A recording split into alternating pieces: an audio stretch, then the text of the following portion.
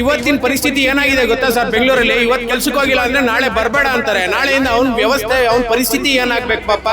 ಅವ್ನು ನಂಬ್ಕೊಂಡಿರೋರು ಹೆಂಡತಿ ಮಕ್ಳ ಗತಿ ಏನಾಗಬೇಕು?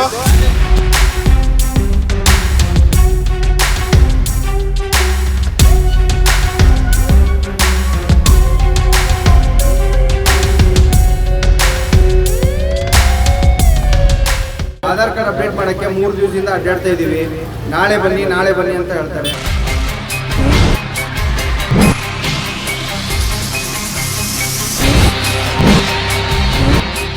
ಇವತ್ತು ಬೆಳಗ್ಗೆಯಿಂದ ಬಂದಿದ್ದೀವಿ. ಇವತ್ತು ಏನು ಹೇಳ್ತಾರೆ, ನೆಗ್ಲಿಜೆನ್ಸಿ ಆನ್ಸರ್ ಕೊಡ್ತಾರೆ ಇವರು. ಏನು ಅಂತಂದರೆ ನಮ್ಮ ಸಿಬ್ಬಂದಿಗೆ ಹುಷಾರಿಲ್ಲ, ನಾಳೆ ಬನ್ನಿ.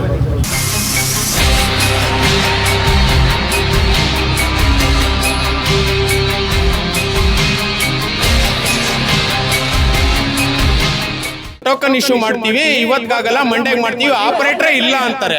ಇವಾಗ ಆಪರೇಟರ್ ಇಲ್ಲದೆ ಇದ್ಮೇಲೆ ಇದು ಆಫೀಸ್ ತೆಗಿಯೋ ಅವಶ್ಯಕತೆ ಏನಾದ್ರೂ ಏನಿದೆ?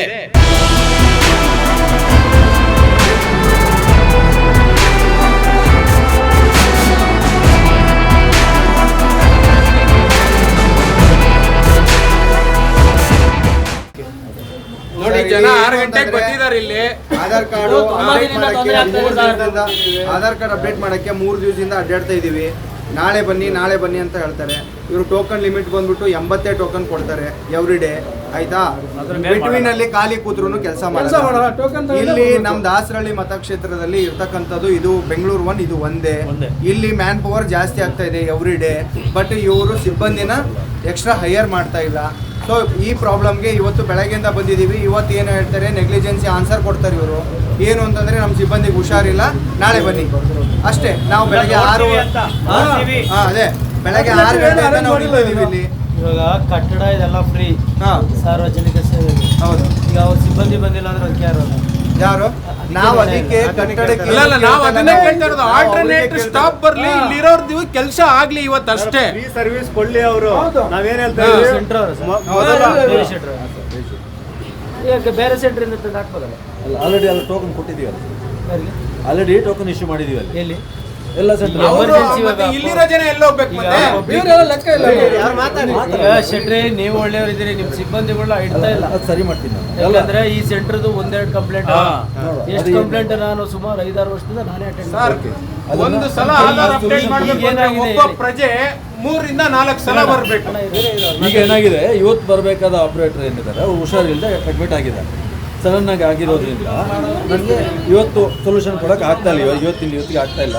ಸೊ ಬೇರೆ ಸೆಂಟ್ರಲ್ಲಿ ಆಲ್ರೆಡಿ ಟೋಕನ್ ಇಶ್ಯೂ ಮಾಡೋದ್ರಿಂದ ನಾವು ಅವ್ರನ್ನ ವಾಪಸ್ ಕಳ್ಸ್ಕೊಳಕ್ಕಾಗಲ್ಲ, ಅಲ್ಲಿಂದ ಕಳ್ಸ್ಕೊಳಕ್ಕಾಗಲ್ಲ.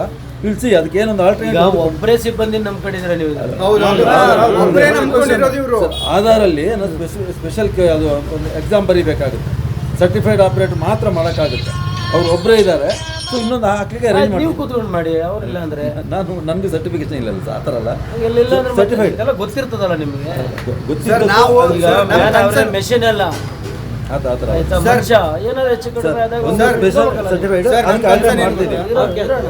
ಅದಕ್ಕೆ ಆಲ್ಟರ್ನೇಟ್ ಏನಿದೆ ನಾವು ಮಾಡ್ಕೊಡ್ತೀನಿ. ಬಟ್ ಇಟ್ಸ್ ಓವರ್ ನೈಟ್ ಮಾಡೋಕ್ಕಾಗಲ್ಲ. ಸೊ ನೆಕ್ಸ್ಟ್ ವೀಕಲ್ಲಿ ನಾನು ಮಾಡ್ತೀನಿ. ಅದಕ್ಕೆ ಅಲ್ಲ, ಒಂದು ನಿಮಿಷ ಅಡಿಷನಲ್ ನಾನು ಹೇಳಿದ್ದೆ ಸರ್, ಪ್ಲೀಸ್ ಅರ್ಥ ಮಾಡ್ತೀನಿ. ಎಡಿಷನಲ್ ಆಪರೇಟರ್ಗೆ ನೆಕ್ಸ್ಟ್ ವೀಕ್ ನಾನು ಅರೇಂಜ್ ಮಾಡ್ತೀನಿ. ನೀನು ಎಲ್ಲಿ ಇವತ್ತು ನಾಳೆಗೆ ಏನು ಸೊಲ್ಯೂಷನ್ ಅಂತೇಳಿ ನೋಡ್ತೀನಿ, ನಾನು ಏನಾಗುತ್ತೆ ಅಂತ ನೋಡ್ತಾ ಇದ್ದೀನಿ. ಯಾಕೆ ಇವತ್ತೇ ನಂಗೆ ಮಾಡೋಕ್ಕಾಗಲ್ಲ. ನೋಡ್ತೀನಿ ಅಲ್ಲ ಸರ್, ನೀವೇನಾದ್ರೂ ಒಂದು ಅಶ್ಯೂರೆನ್ಸ್ ಕೊಡ್ಲೇಬೇಕು. ಮಾಡ್ತೀನಿ ಅಂದ್ರೆ ನಿಮಗೆ ತುಂಬಾ ಸಮಸ್ಯೆ ಕೊಡ್ತಾರೆ. ಇಲ್ಲಿದೆ ಅದೇ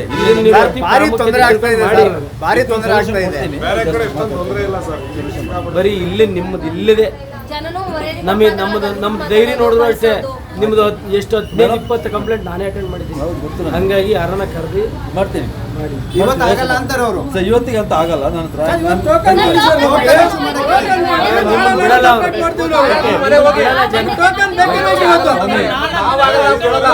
ನೀವು ಕಳಿಸೋದ್ರಲ್ಲಿ ಇದ್ದೀರಾ?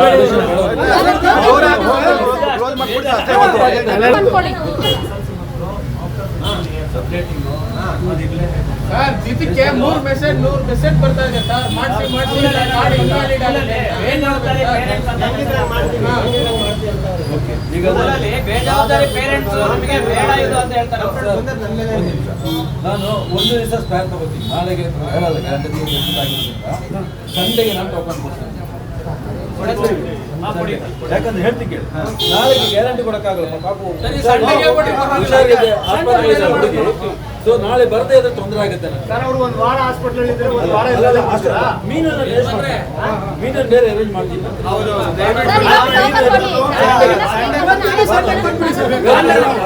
ಇವತ್ತು ಬಂದಾಗ ಸಂಡೆಗೆ ಟೋಕನ್ ಕೊಡ್ತೀನಿ, ಸಂಡೆ ಏನಾದ್ರು ನಾನು ಅರೇಂಜ್ ಮಾಡಿಕೊಂಡು ನಿಮಗೆ ಸರ್ವಿಸ್ ಕೊಡ್ತೀನಿ, ನೆಕ್ಸ್ಟ್ ವೀಕ್ ಸೊಲ್ಯೂಷನ್ ಕೊಡ್ತೀನಿ.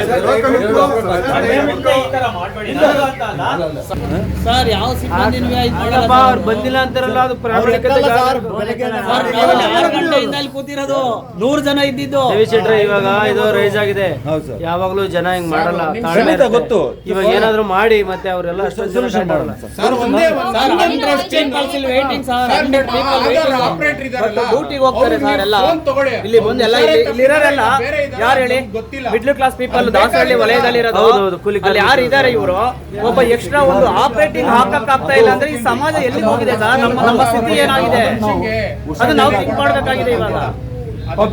ಆಫ್ಟರ್ ಆಲ್ ಒಂದು ಕಂಪ್ಯೂಟರ್ ಆಪರೇಟರ್ ಹಾಕಕ್ ಆಗ್ತಾ ಇಲ್ಲ ಅಂದ್ರೆ ಇದು ಸರ್ಕಾರದವರೆಗೂ ಹೋಗ್ಲಿ ಸರ್. ಇದು ನೀವು ಅದನ್ನ raise ಮಾಡ್ಬೇಕು. ಬಿಲ್ ಕಟ್ಟಕ್ ಕೂಡ ಅಂತ ಪ್ರಾಮುಖ್ಯತೆ ನೀವು ಅದು ಐತೆ ಸಮಸ್ಯೆ ಐತೆ. ಬೇಕಾದ್ರೆ 1000 ಜನ ಹೇಳ್ತಾರೆ ನಿಮಗೆ, ಬೇಕಾದ್ರೆ ಬಿಲ್ ಕಮಿಷನ್ ಐತಲ್ಲ ಅದಕ್ಕೆ ಮಾತ್ರ ಒಳ್ಳೆ ಸಿಬ್ಬಂದಿ. ಸರ್, ಇವಾಗ important ಈ ಪಬ್ಲಿಕ್ ಇದನ್ನ ಮಾಡಲ್ಲ ನೀವು.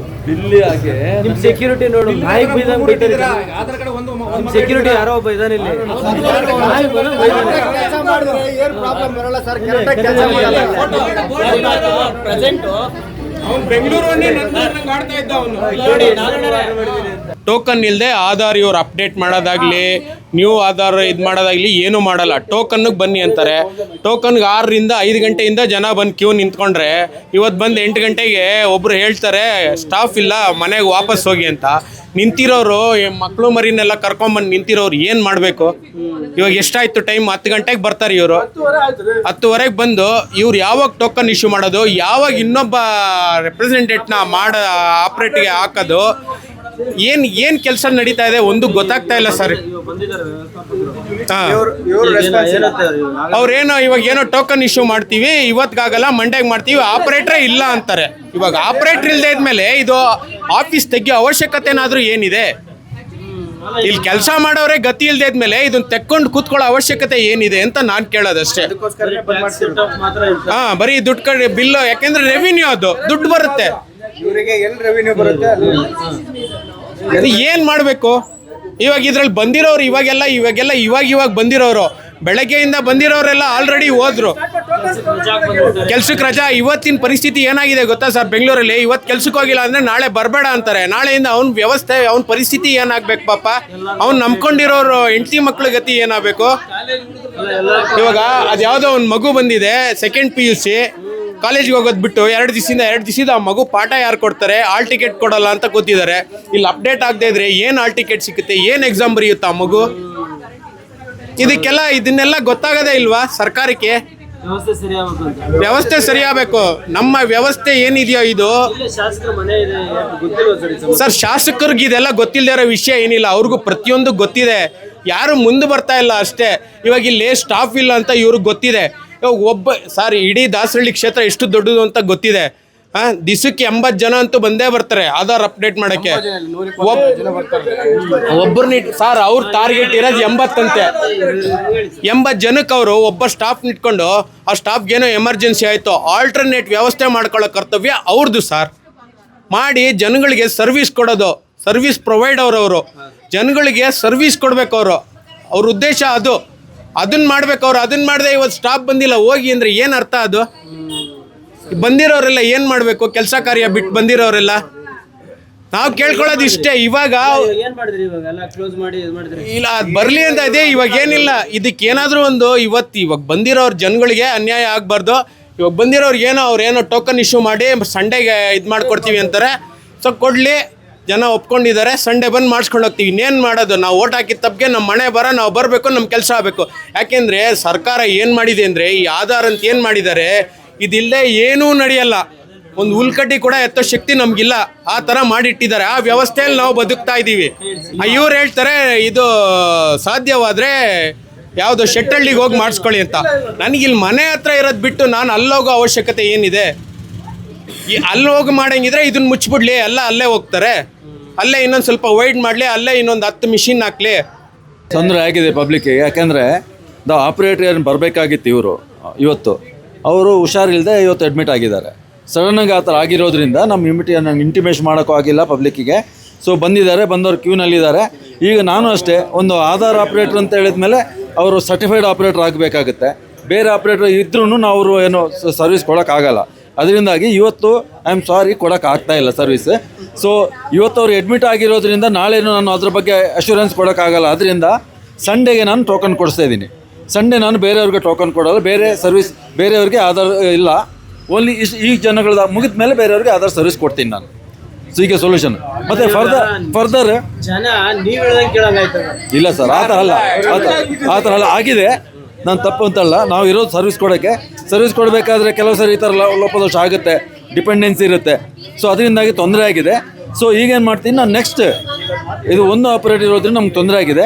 ಇನ್ನೊಂದು ಆಧಾರ್ ಆಪ್ರೇಟರ್ ಸರ್ಟಿಫೈಡ್ ಆಪ್ರೇಟರ್ ತೊಗೊಂಡವ್ರಿಗೆ ಸ್ವಲ್ಪ ನಾವು ಮ್ಯಾನೇಜ್ ಮಾಡ್ತಾ ಹೋಗ್ತೀವಿ. ಯಾಕೆ ಆ ಥರ ಮಲ್ತಾಯಿ ಧೋರಣೆ ಮಾಡ್ತೀರಿ? ಈಗ ದುಡ್ಡು ಬರೋಂಥವಕ್ಕೆ ಮಾತ್ರ ಒಳ್ಳೊಳ್ಳೆ ಎಕ್ಸ್ಟ್ರಾ ಸಿಬ್ಬಂದಿ ಇಟ್ಟಿರ್ತೀರಾ. ಇದಕ್ಕೆ ಆಧಾರ್ ಅಪ್ಡೇಟ್, ಈ ಅದೇ ವೋಟರ್ ಐಡಿ ಅಂತ ಕೆಲವೊಂದು ಸೇವೆಗಳು ಇರ್ತಾವಲ್ಲ ಸರ್, ಅದು ಇಲ್ಲ, ಆ ಥರ ಏನಿಲ್ಲ, ಆ ಥರ ಇಲ್ಲ.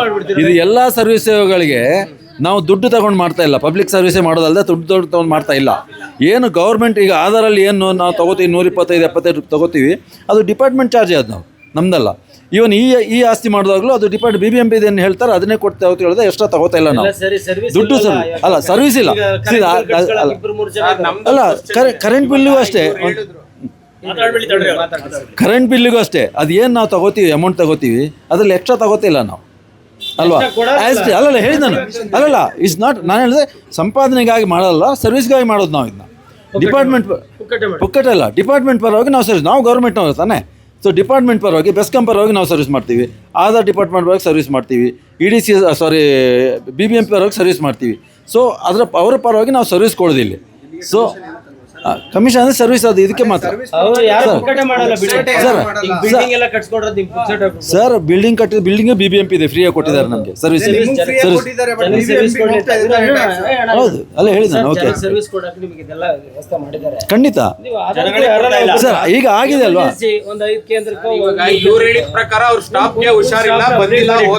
ಕೊಡ್ತೀನಿ ನಾನು ಅದಕ್ಕೆ ಹೇಳಿದಲ್ಲ ನಾನು. ನೆಕ್ಸ್ಟ್ ಏನು ಮಾಡ್ತೀನಿ, ಇನ್ನೊಂದು ಆಪರೇಟರ್ ನಾನು ರೆಡಿ ಮಾಡಿಸ್ತೀನಿ. 2 ಆಪರೇಟರ್ ಇರ್ತಾರೆ. ಇವತ್ತು ಮತ್ತೆ ಸ್ವಲ್ಪ ಮ್ಯಾನೇಜ್ ಮಾಡ್ಕೊಳ್ಳಿ ಸರ್. ಇವತ್ತು ನಾಳೆಗೆ ಯಾಕೆ ಕೊಡ್ತಾ ಇಲ್ಲ ಅಂದರೆ ನನಗೆ ಅವರು ನಾಳೆ ಬರೋ ಗ್ಯಾರಂಟಿ ಇಲ್ಲ. ನಾಳೆನು ಬರ್ತಾರೆ ಅಂದ್ರೆ ನಾಳೆ ಬಂದರೆ ನಾಳೆ ಸರ್ವಿಸ್ ಕೊಡ್ತೀನಿ. ಬಟ್ ಸಂಡೇಗೆ ಮಾತ್ರ ಡೆಡಿಕೇಟ್ ಆಗಿ ಇವರು ಸರ್ವಿಸ್ ಕೊಡ್ತೀನಿ. ಸಟನ್ಲಿ ಸರ್, ನಾವು ಮಾಡಲೇಬೇಕು, ನಾವು ಇರೋದೇ ಅದಕ್ಕೆ. 3-4 ಕೇಂದ್ರಕ್ಕೆ ಒಬ್ಬರನ್ನಾದ್ರೂ ನೆನೆಸ್ಕೊಳ್ಳಿ. ಅಲ್ಲ ಮಾಡ್ತೀನಿ, ನಾನು ಎಡಿಷನಲ್ ಮಾಡ್ಕೊತೀನಿ. ದೇವಿ ಶೆಟ್ಟಿ ಅಂತೇಳಿ, ನಾನು ಆಪರೇಷನ್ ಮ್ಯಾನೇಜರ್ EDCS ಇಂದ.